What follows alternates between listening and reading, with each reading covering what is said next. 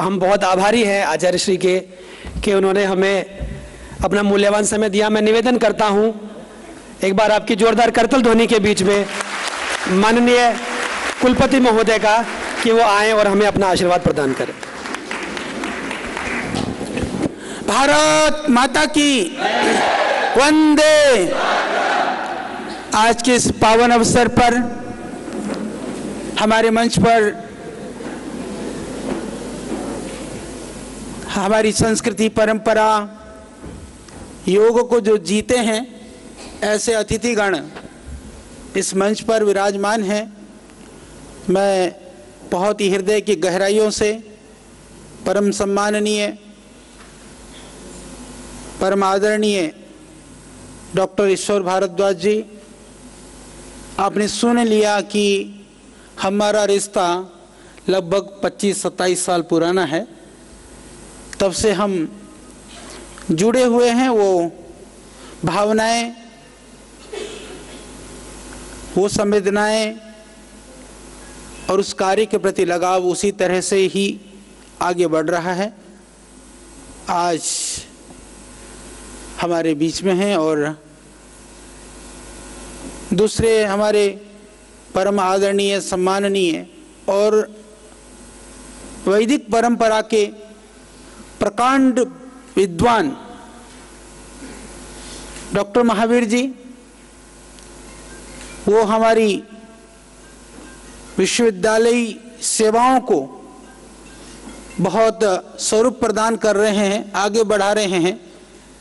मेरे ही प्रतिरूप होकर के सारी गतिविधियों को आपने अपने कंधों पर लिया हुआ है और मुझे गर्व है कि ऐसे विद्वान पुरुष के हाथों में हमारा विश्वविद्यालय के सारे दायित्व और जिम्मेदारियां हैं। और यूँ भी आप बहुत विनम्र हैं, सरल हैं और हमारे प्रति आपकी बहुत पहले से ही भावनाएं रही हैं और वो भावनाएं प्रतिदिन अपने कार्यों के माध्यम से आप उसको प्रकट करने का अहरनिश प्रयास करते हैं। आपको भी मेरी बहुत हृदय की गहराइयों से मैं बहुत धन्यवाद करता हूं, आपको भी हमेशा। और साथ साथ में मंच पर हमारे आदरणीय डॉक्टर डी.एन. शर्मा जी, आयुर्वेद महाविद्यालय की सारी जिम्मेदारियों को आपने बखूबी बहुत अच्छी तरह संभाला हुआ है, बहुत विद्वान पुरुष हैं। और हमारे डॉक्टर मालसी जी, ये आधुनिक विज्ञान जो चिकित्सा विज्ञान है उसके प्रकांड पंडित हैं। साथ में इन्होंने योग में अपने कुछ अद्भुत प्रयोग किए हैं। उन प्रयोगों को न केवल वो व्याख्या करते हैं अपितु स्वयं उस प्रयोगों को कर करके स्वयं जीते भी हैं और लोगों को प्रेरित भी करते हैं। ऐसे विद्वान पुरुष हैं। आज विशिष्ट अतिथि के रूप में हमारे मध्य में हैं, आपका भी अभिनंदन करता हूं। और यहाँ मंच पर डॉक्टर कटियार जी, आपका भी हमारा संबंध काफ़ी पुराना है और आपने जब हम विज्ञान की कसौटी पर योग के ऊपर हम काम कर रहे थे, संभवतः दुनिया की पहली अपनी तरह की पुस्तक है जिसमें हमने विज्ञान के मापदंडों पर योग को प्रतिष्ठापित करने का प्रयास किया। उस समय पर श्वसन तंत्र और क्रियाओं के संदर्भ में कुछ सहयोग आपने किया था, मुझे स्मरण है। तब से मुझे लगा कि ये व्यक्ति योग के प्रति बहुत ही भावना और श्रद्धा से जुड़े हुए हैं और आईआईटी में रहते हुए भी योग के लिए आपने काफ़ी काम किया। अभी हमें खुशी है कि वो हमारे इस विश्वविद्यालय में अनुसंधानात्मक जो हमारे बच्चों के लिए सहयोग के लिए काम कर रहे हैं। आपको भी मेरी बहुत शुभकामनाएं हैं। और हमारे आदरणीय बंसल साहब, बंसल जी बिल्कुल निष्प्रिय योगी की तरह से कहीं बैठा दो, कहीं उठा दो, कभी चला दो, उसी भाव से लगे रहते हैं। और एकमात्र ध्येय है कि बस एक सेवा के लिए मैंने संकल्प लिया है, उस संकल्प में कहीं किसी तरह से न्यूनता न आने पाए। इसी तरह से मंच पर हमारे आदरणीय श्री ललित जी, जितना भी ये निर्माण का कार्य होता है, जितने भी भवन से लेकर के व्यवस्था तक ट्रस्ट के सारी गतिविधियों को वो सारे बखूबी बहुत अच्छी तरह से निर्वहन कर रहे हैं, पूरी टीम को लीड कर रहे हैं। और उनकी वजह से ये भी आप लोगों का जो विश्वविद्यालय का नया भवन और पूरी व्यवस्था भी वो बहुत जल्दी आपको मिलेगी। तो ऐसे हमारे ललित जी मंच पर हैं। और सारे कार्यक्रम के लिए भाई सचिन जी, हमारा षटकर्म वाले, बड़े उत्साह से कई दिन से लगे हुए थे अपने धोती धाती कस कसा करके, हम पूरी तरह से जुटे हुए हैं। साथ में भाई सचिन जी वगैरह हमारे सारे जितने भी अध्यापक गण हैं, हमारे प्रोफेसर्स हैं, और मैं देख रहा हूँ गुरुकुल कांगड़ी से हमारे आदरणीय डॉक्टर साहब भी आए हुए हैं, और बाकी कई विश्वविद्यालय के छात्र छात्राएं और अध्यापक प्राध्यापक गण यहाँ पर हैं। आप सभी सम्मानित बंधुओं को मैं हार्दिक अभिनंदन और स्वागत करता हूँ इस पतंजलि के इस पवित्र परिसर में, प्रांगण में। योग आप सब जानते हैं कि योग क्या है, उसकी परिभाषाओं को हम पढ़ते हैं, उनकी व्याख्याओं को पढ़ते हैं, और आप ये देखेंगे भी जो सब्जेक्ट है कि ठीक है, हम इसको ये कह सकते हैं कि शारीरगत जो व्याधियां हैं, उन व्याधियों में योग के प्रभाव को हम कैसे देखें। हमें खुशी की बात है, ये हमें प्रसन्नता होनी चाहिए कि पहली बार दुनिया में पूरी प्रामाणिकता के साथ में किसी ने यह उद्घोष किया कि योग संपूर्ण चिकित्सा विज्ञान है, तो ऐसे परम श्रद्धेय स्वामी जी ने यह घोषणा करी। उस पवित्र जहां से यह उद्घोषणा हुई, जिस भूमि से इसकी घोषणा की गई, उस भूमि में आकर के आप योग के विज्ञान के गहराइयों को यदि मापना और जानना चाहते हैं तो इससे बेहतर और कोई बात नहीं हो सकती है। मुझे स्मरण है कि विश्वविद्यालय स्तर पर गुरुकुल कांगड़ी में एमए की कक्षाएं योग के पर शुरू हुई, और आदरणीय डॉक्टर साहब आचार्य ईश्वर जी जो बैठे हैं हमारे मध्य में, आप उस विभाग को आपने शुरू किया। पहले गुरुकुल कांगड़ी में भी दर्शन विभाग होता था, दर्शन के अंदर योग भी होता था, योग अलग से नहीं था, तो दर्शन से योग को अलग करके शुरू हुआ। देश में कुछ गिनी चुनी संस्थानों में वो हुआ था, चलता रहा योग, इतस्ततः छिटपुट ढंग से वो अपने शैशव काल से युवा होने की तरफ कोई प्रयास कर रहा था। उस बीच में श्रद्धेय स्वामी जी के प्रयास से आज पूरी दुनिया में यदि किसी शब्द को कोई, उसके जो सामान्य अर्थ को कोई जानती है दुनिया, तो वह है योग शब्द। पूरी दुनिया के अंदर यह बड़ी बात है। आप अभी यहां पर 3 दिनों में योग के प्रभाव को बहुत सारे लोग, बच्चों का प्रेजेंटेशन है, बहुतों के उद्बोधन होगा, सब कुछ होगा। आप सीखेंगे भी, सिखाएंगे भी, जानेंगे भी, जनाएंगे भी। पर मैं आज बैठे बैठे अभी एक बड़ी सी बात सोच रहा था। जब श्रद्धेय स्वामी जी ने योग के लिए व्यापक और वैश्विक स्तर पर योजना बना करके जब कार्य प्रारंभ किया, जब उन्होंने सोचा, उस समय पर किसी ने यह नहीं सोचा था कि वो योग की स्वीकार्यता इस लेवल पर पूरे वैश्विक स्तर पर हो सकती है। तो यह एक योगी की सोच और उनकी दृष्टि थी।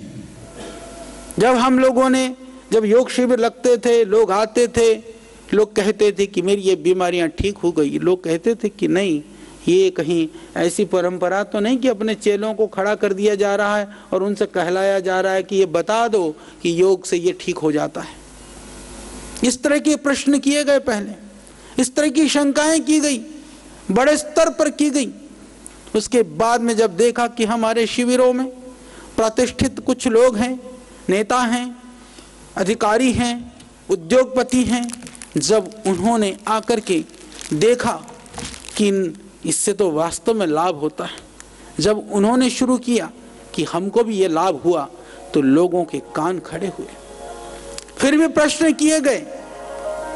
हमारी माताओं बहनों ने घर में टीवी देख करके अपनी बीमारियां, अपने परेशानियों को ठीक किया।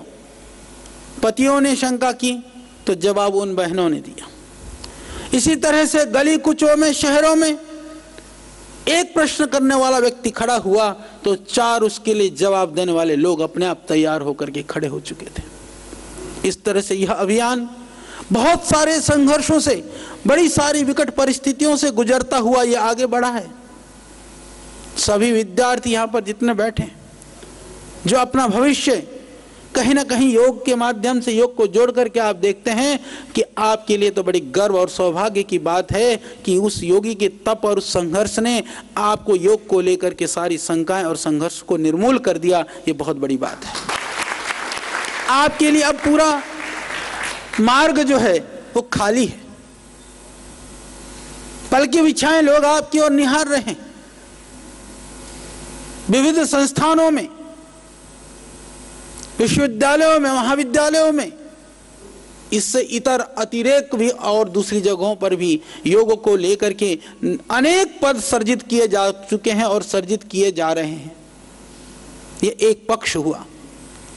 दूसरा पक्ष जो मैं सोच रहा था, जो आज अचानक मेरे दिमाग में बात आई, मेरे दिमाग में एक बात आई, मैं आज आप लोगों से वो बात शेयर करना चाहता हूं। जब ऋषि दयानंद का प्रादुर्भाव इस देश में हुआ, ब्रजानंद जी उनको मिले, गुरु ने स्वप्न देखा था, उस स्वप्न को साकार उस शिष्य ने किया था। रामकृष्ण परमहंस ने एक स्वप्न देखा, उसको एक बड़े रूप में स्वामी विवेकानंद जी ने पूरी दुनिया में पहुंचाया। यदि मैं प्राचीन काल की बात करूं, आज पूरी दुनिया में कहीं भी देखते हैं आप जाकर के, उस समय तो विषम परिस्थितियां थी। जब भगवान गौतम बुद्ध का प्रादुर्भाव हुआ, उसके बाद में उनके शिष्यों ने उस बुद्ध परंपरा को पूरी दुनिया में पहुंचाया। यह हमारा इतिहास है, अतीत है, अतीत का यह सत्य है। पर एक बात मैं कहना चाहता हूं, आज दुनिया में सबसे बड़ी लड़ाई किसकी है? सबसे बड़ी लड़ाई आप देखेंगे तो भगवान की लड़ाई है। जितने भी मत पंथ संप्रदाय हैं, उनके झगड़े किसको लेकर के? खुदा, अल्लाह, भगवान, गॉड, वाहेगुरु। हम कहते हैं कि हम उनके अनुयायी हैं, हम अपने को अनुयायी मानते हैं, बाकियों को उनका शत्रु मानते हैं। ये सबसे बड़ी लड़ाई है। ईश्वर एक है, सब कहते हैं, हम कहते हैं सब हम ईश्वर के संतान हैं, फिर भी हमने हर किसी ने अपना ईश्वर अलग बना करके रखा हुआ है। ईश्वर को लेकर के हमारी मान्यताएं और धारणाएं, उसमें बहुत विविधता है, बहुत उसके अंदर भेद, और उससे साथ में भेद होने की वजह से वहां पर संघर्ष भी है। योग एकमात्र ऐसी चीज है, योग के माध्यम से ये सारे विभेदों को मिटाया जा सकता है। हालांकि चिटपुट कई चीजें निकलती रहती हैं, बातें, जैसे भारत में भी हमने यहाँ पर जब पीछे इंटरनेशनल कॉन्फ्रेंस हुआ था, पूरी दुनिया के अनेक देशों के बहुत सारे विद्वान थे, तब हमने ये बात पूरी प्रामाणिकता से कही थी कि हमने कहा था कि योग यह सत्य है कि उसकी उत्पत्ति हमारे ऋषियों के तप से, पुरुषार्थ से, उनके अनुसंधान से हुआ है। पर योग अपने आप में संपूर्ण विज्ञान है, मात्र धार्मिकी या कर्मकांड की कोई क्रिया नहीं है। यह एक पक्ष है। दूसरा पक्ष है कि योग के द्वारा हम पूरी दुनिया में जो सांस्कृतिक प्रदूषण है मत पंथ संप्रदाय के नाम पर, उस पूरी गंदगी को यदि हम साफ कर सकते हैं तो योग के द्वारा ही किया जा सकता है। क्योंकि जो योग करेगा वह आत्मा और परमात्मा, प्रकृति और सृष्टि के सही स्वरूप को जान सकेगा। इसके अतिरिक्त उसको जानने का कोई रास्ता नहीं। शरीर की आदि व्याधियों को दूर करना, यह भी उसकी एक सामान्य सी, उसका एक सामान्य प्रभाव है, परंतु बड़ा प्रभाव। और बड़ी बात यह है, मैं आप सब लोगों से, मुझे लगता है जब आप लोगों की मैं शकल को देखता हूं, चेहरे को देखता हूं, हमें ऐसा प्रतीत होने लगता है कि आपके अंदर ही, आप में से ही कोई ऋषि दयानंद बनेगा, कोई स्वामी विवेकानंद बनेगा, कोई इस संस्कृति के लिए, इस परंपरा को पुनः स्थापित करने के लिए आपके पास आज योग की ध्वजा है। उस ध्वजा को आगे रखना वो जीवन निर्वहन का मात्र साधन नहीं है, रोजी रोटी का सिर्फ उपाय नहीं है, अपितु स्वयं का जीवन बना करके मानवता के कल्याण के लिए इससे बेहतर कोई साधन नहीं हो सकता है। इस भाव से उस ध्वजा को आप अपने उस ध्वज को अपने हाथों में उठा करके आज आपके लिए पूरी दुनिया, पूरा विश्व आपकी ओर निहार रहा है। आप अपने आप को तैयार करिए और उन निहारती हुई उन जनमानस तक आप पहुंचने का संकल्प कीजिए। किसी भी मत पंथ संप्रदाय को मानने वाला हो, हमारे यहाँ विश्वविद्यालय में अभी एक रिसर्च में है, कोरिया वहाँ से सिंगापुर से बहन है, मुस्लिम परिवार से, वो योग को लेकर के उसको इतनी भावनाएं। अभी एक बहन अभी इधर हमारे यहाँ पीएचडी के लिए भी आई हुई, उधर कोरिया से भी है, बाहर उन देशों में भी जो आज एक आकर्षण है। चाइना में आप जानते हैं कि धर्म को लेकर के तो वहाँ कोई आप कुछ नहीं कर सकते, परंतु इस बार जब मैं कुछ महीने पहले गया था, नानगांव जगह है, नानगांव का जो गवर्नर था उसने स्पेशल हमको बुलाया, क्योंकि वो स्टेट वाइज गवर्नर का रूल होता है, उनको पूरा अधिकार होता है। उसने एक बड़ा एरिया में बहुत बड़ा टाउन डेवलप हो रहा है, उस वहाँ पर ले गया। उसने कहा कि आपको कितनी ज़मीन चाहिए ये बता दो। मैंने हंस करके पूछा, ट्रांसलेटर था एक, उसने फिर मैंने कहा कि कितना देने वाले हो? बोले मैं आपको 10,000 एकड़ ज़मीन दे सकता हूँ। फिर मेरे को पता था यहाँ पर बहुत सारी तरह के प्रतिबंध हैं। हमने कहा हम बोले नहीं, मैं जानता हूँ योग क्या है, आप योग का विश्वविद्यालय खोलो, महाविद्यालय खोलो। और वो तो मेरे से कई हजार योग टीचर्स मांग रहा था, बोले सब भेज दो। मैंने कहा हम योग के साथ हवन भी करते हैं, पता है तेरे को हवन? उसको पता नहीं था, फिर मैंने बताया, बोले वो भी करो। फिर हमने कहा हम ये भी करते, जितनी चीजें मैंने बता दी बोले सारा करो। फिर बच क्या गया? सारी अपनी संस्कृति परंपरा तो पूरी स्थापित हो गई। तो योग एक प्रवेश द्वार है।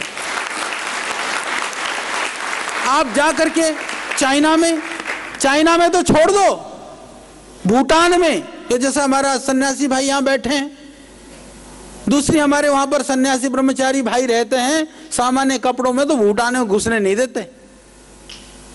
आपको पता है, हमारे को तो स्पेशल परमिशन करानी पड़ती है। हमारे सन्यासी ब्रह्मचारी जाते हैं तो हम कहते हैं, क्योंकि हम श्रद्धेय स्वामी जी को हमें जानते हैं, जबकि पतंजलि के उत्पाद वहां बिकते हैं, परंतु सन्यासी ब्रह्मचारियों को अलाउ नहीं है। क्यों नहीं है? वो कहते हैं कि यहाँ टोना टोटका करेंगे, पता नहीं क्या करेंगे। हाँ, तो ऐसे ही चाइना में भी मैं एक जिसके साथ में गया था, एक लामा है बहुत प्रसिद्ध।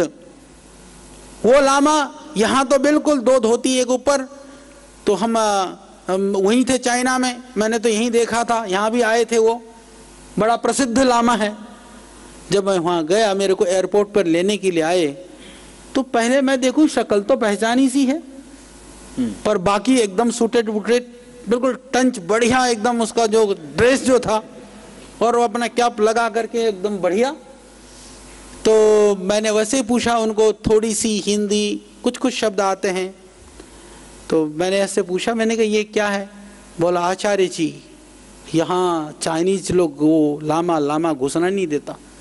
सच बात थी, वहां पर वो रेस्पेक्ट नहीं है। तो आप, हालांकि मैं पूरे -10 डिग्री में भी इन्हीं कपड़ों में घूमता रहा हूं, मुझे ही देखते थे लोग, हमारे ड्रेस अजूबा और -डिग्री डिग्री में ऐसे आदमी घूम रहा, वो दूसरा अजूबा। तो इसीलिए उनको मैंने, फिर कई लोगों को तो पकड़ करके मैंने कहा रहस्य मैं बताता हूं, बैठो। सबको फूफा करा दिया, बस सिखा दिया प्राणायाम। तो मैं ये बताना चाहता हूं आपको, पूरी दुनिया सुबह उठ गए। एक दिन तो मैंने सोचा कि चलो एक देखते हैं, उनको इतनी रुचि जगी, उनको लगा ये तो काम की चीज है।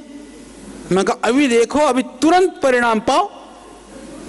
योग के लिए प्रतीक्षा की जरूरत तो है नहीं, बढ़िया प्राणायाम करा दो, 10 मिनट खोपड़ी ऐसी घूम जाएगी, वो दूसरी दुनिया में पहुंच जाता है।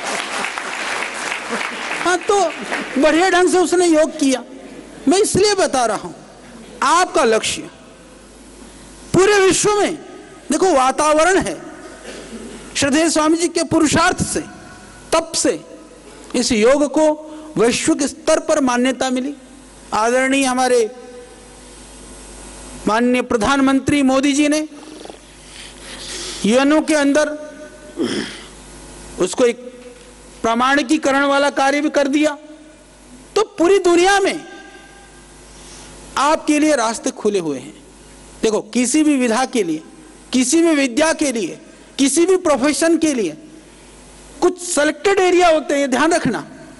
आप कितने भी बड़े डॉक्टर बन जाओ, आपके लिए हॉस्पिटल चाहिए। आप कितने भी बड़े दूसरे साइंटिस्ट बन जाओ, आपके लिए रिसर्च के लिए लैब चाहिए। और विषयों के लिए सारी सीमाएं सीमित हैं, कितने भी बड़े बन जाएं, परंतु योग के लिए कोई सीमा नहीं है। आप असीम है, आप कहीं भी जा सकते हो। नीचे जाओ, 10-20 लोग बैठे होंगे, पकड़ करके प्राणायाम शुरू करा दो, आपको गुरुजी करके पैर छू करके जाएगा। ये योग में शक्ति है, और जगह पर नहीं है। आपको अपनी विद्या को जताने के लिए आपको कहीं पर ऐसा मौका नहीं मिल सकता।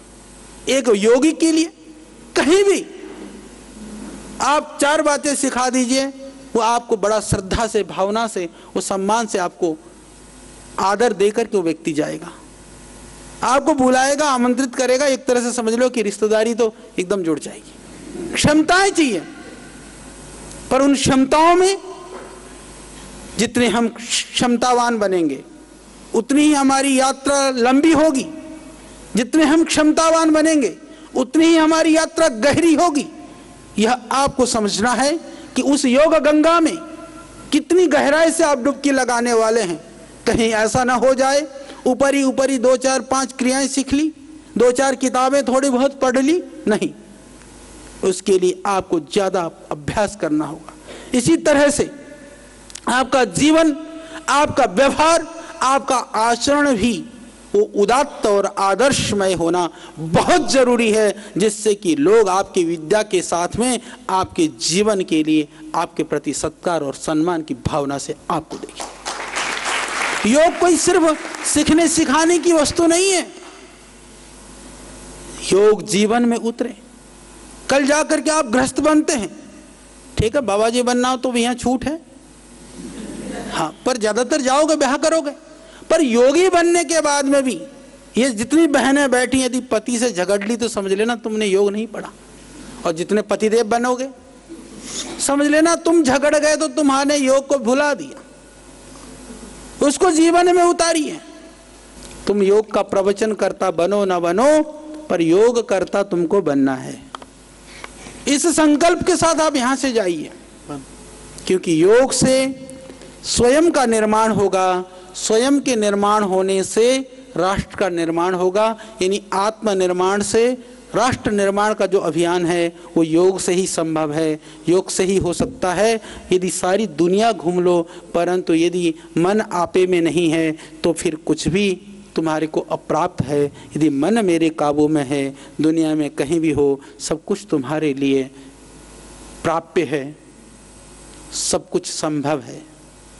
तो मेरी बहुत शुभकामनाएं आप सबके लिए। खूब आप सीखिए, यहाँ से भी, जीवन से भी, अपने जहाँ जहाँ जिन जिन विश्वविद्यालय से आप आए हैं वहाँ से भी, और जीवन में निरंतर उसको आगे बढ़ाइए। पूरी दुनिया आपकी ओर निहार रही है, पूरी दुनिया की आशाएं हैं। हमारी संस्कृति माँ, संस्कृति हमें पुकार रही है। आज संस्कृति का जितना ह्रास हुआ है पहले कभी नहीं हुआ था। संस्कृति का उत्थान का मार्ग मुझे कहीं से दिखाई देता है तो योग है। योग के माध्यम से पुनः उस वैदिक संस्कृति की पुनर्स्थापना का महाअभियान आप लोग कर सकते हैं। मेरी बहुत शुभकामनाएं। आप सबको मेरा नमन, वंदन, प्रणाम। ओम।